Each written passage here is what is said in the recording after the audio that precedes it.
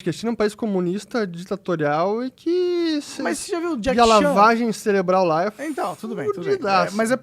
Mas funcionou. A lavagem...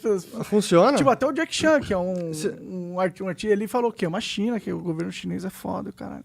Senão, que se ele pisar lá e falar mal, os caras É melhor, a família dele tá lá, não sei o mandam quê. pra... Bom, verdade. Mas é que ele campo não de trabalho precisava... forçado. É que na época que saiu essa notícia, ele meio que... ninguém perguntou nada, tá ligado? Você falou que o brasileiro ama o Estado. Você já leu aquele livro do Bruno Garchagen? Não. Por que o brasileiro ama o Estado e odeia os políticos? É bem nessa linha, que vale a pena. Até é um cara pra você chamarem Cara, eu aqui. odeio os dois. Mas vai lá, continua. Bruno Garchagen. Muito bom. Mas voltando da China, tem aquele documentário do Netflix, One Child Nation, que é sobre a política de uma criança só. Não sei se vocês já assistiram. Não assisti. Não assisti, mas tô familiarizado com a Cara, política. assim, é surreal, importante, tem que assistir. Você que tem filho, assim, é de embrulhar estômago, algumas partes. Mas o que me chama a atenção é justamente a questão da lavagem cerebral. Porque a gente vê no filme mulheres que abortaram crianças ou deixaram as crianças recém-nascidas para morrer e achavam que isso era o correto porque era a política da China, isso era o melhor para a população, para a sociedade como um todo, e que, apesar disso, era o que tinha que ser feito. E que estava correta a política de uma criança. Cara, imagina o nível de chocante. lavagem na cabeça de uma pessoa que deixa o seu próprio filho morrer e acha que isso é o correto. Cara, É abdicar totalmente o poder decisório seu e colocar total ele no governo. Total, Achar que o governo total. é meio que realmente abandonar sua individualidade, né? De certa forma. Mas o comunismo é isso, né? O comunismo é isso. Aí como você é o vê... bem do público, não é um indivíduo, é o E coletivo. te preocupa que eles são, tipo, a segunda potência mundial e provavelmente eles vão ser os caras mais ricos. Pra caramba. Pra caramba. Pra mim, hoje, o Trump, eu acho que ele fala muita bosta, ele é muito boçal em muitas coisas. Na guerra tarifária, a questão de protecionismo, acho que ele tá muito errado. Mas a rixa que ele tem com a China e dizer que a China é uma grande ameaça, cara, isso eu concordo.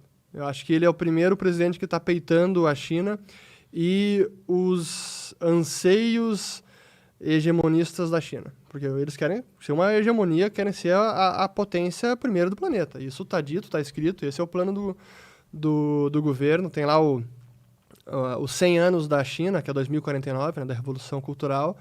Eles querem ser a primeira potência do planeta. E então acho que o Trump está correto em peitar isso e questionar e não deixar a China impor várias coisas que acho que muitos estavam deixando levar. Questão de roubo de tecnologia ou de propriedade intelectual, que é um debate até se tem ou não. Eu sou do que não existe isso, não tem propriedade intelectual. Mas... A gente também. A gente deixa os caras pegar nosso podcast aqui, fatiar e soltar no YouTube. É isso aí, tem que ser. Mas então a China eu acho que é um problema nesse sentido, cara. Eu também penso dessa forma, cara, porque é preocupante. Eles não têm. Eles não valorizam umas questões que são muito importantes. A da Respeito à liberdade. vida, pra começar. Respeito à vida. E aí, se eles Apreço à vida. Se eles viram o Big Dog, mano, e querem. E começam a ter a capacidade de impor esse jeito no resto do mundo, vai ter muita guerra. E é que tá, né? Porque eu acho que a gente ganha, mas vai ter muita guerra. Mas eles têm muito dinheiro, cara. É muito complicado brigar com isso, não é? Por isso que pra mim é um dos grandes problemas da atualidade é como lidar com a China. Porque em muitas esferas assim da sociedade, ela já está tendo uma influência determinante. A gente teve agora aquela polêmica da NBA, que foi tava tendo os protestos lá em Hong Kong, e aí o general manager do Houston Rockets, o Daryl Monroe, acho que é o nome dele, fez um tweet em defesa do pessoal de Hong Kong. Logo depois apagou o tweet, porque a China ficou puta da vida e foi lá pressionar a NBA. E todos os caras da NBA começaram a se podar e se censurar. Mas isso acontece nos games também, sabia? Teve um cara que ganhou um campeonato, eu acho, de né? StarCraft. E aí a Blizzard foi e detonou o cara, porque não pode falar mal da China, cara. Bizarro, cara. Bizarro. Isso é altamente assustador. Então, já tem influência assim, né, cara? Isso é liberdade de expressão, para começar. Então, Para mim, é um dos grandes problemas da atualidade é o fator China. E você acha que no decorrer da história, o fator China... O que você acha que vai acontecer? Primeiro, é um país comunista.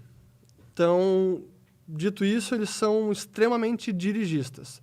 Sim, eles liberalizaram bastante o mercado, tem muito empreendedorismo, tem muito mais mercado, tanto é que eles são hoje a segunda potência do planeta, a segunda economia, mas ainda assim tem várias questões que fazem com que a China ainda não tenha um livre mercado real, tem muita coisa que é ditada pelo Estado ou controlada, seja por participações em empresas, seja por controle político, ou participação direta, ou empresa estatal, ou algum controle diferente que acaba influenciando. Força, né? Ou pela própria força. Então, isso me leva a crer que vai demorar algum tempo para a China ainda superar os Estados Unidos como a primeira potência em termos de economia. O comunismo está segurando a China para nossa alegria. Claro. Entendo. Com certeza. Querendo ou não, eles têm uma vantagem, eles têm uma desvantagem competitiva. Tipo, eles têm uma vantagem competitiva atualmente, porque eu acho que a gente está jogando um jogo onde os Estados Unidos e os outros países desenvolvidos elevaram a economia e as práticas e descobriram muitas tecnologias. E aí a China, com uma máquina comunista, conseguiu se aproveitar do que foi descoberto e meio que avançar muito rapidamente. Mas eu acho que eles conseguiram avançar muito rapidamente justamente porque já houve um outro cenário, um outro ecossistema econômico que descobriu essas inovações e ela só foi muito boa em aproveitar. Mas eu acho que a China ela tem dificuldade em desenvolver as inovações por si próprio. E eu acho que é justamente por causa do sistema social deles. Acho que sim, acho que tem um ponto acho que isso é válido, não sei até onde isso vai, o quanto que o sistema comunista da China impede mais inovação, tudo lá, mas sim que impede.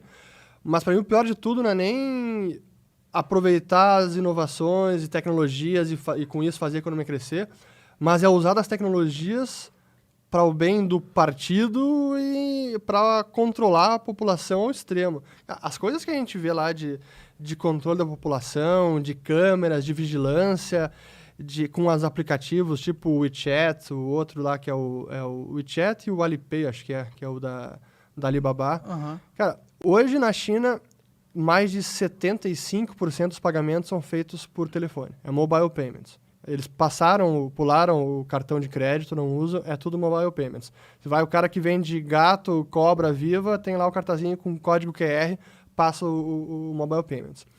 Só que por meio dessas tecnologias, a China tem controle total de toda a população. Cara, isso para mim é assustador. É o 1984 lá do George Orwell aplicado na prática. Cara. Sim, eles têm um sistema de vigilância forte, câmera em tudo que é canto. Eles têm nota para os cidadãos. Cara, esse é aterrorizante. É o chamado social score. Então, o score social, pontuação social. Que eles começaram a monitorar as pessoas e você vai monitorando o comportamento delas. Então, tipo, o cara atravessou no sinal vermelho ou não atravessou na faixa de segurança, vai fazendo a pontuação do cara.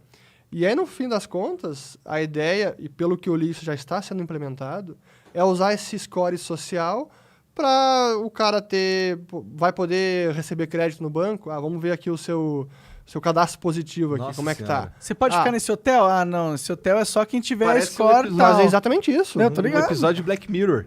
É exatamente isso. Não, você pode viajar, cara, você não pode ir para os Estados Unidos, não pode viajar lá para Macau jogar porque você atravessou a rua 6 vezes nesse mês no lugar errado, cara. Me desculpa, mas você não é um cidadão que está de acordo com as regras. Cara, um isso controle é assustador, social fudido, total. Né?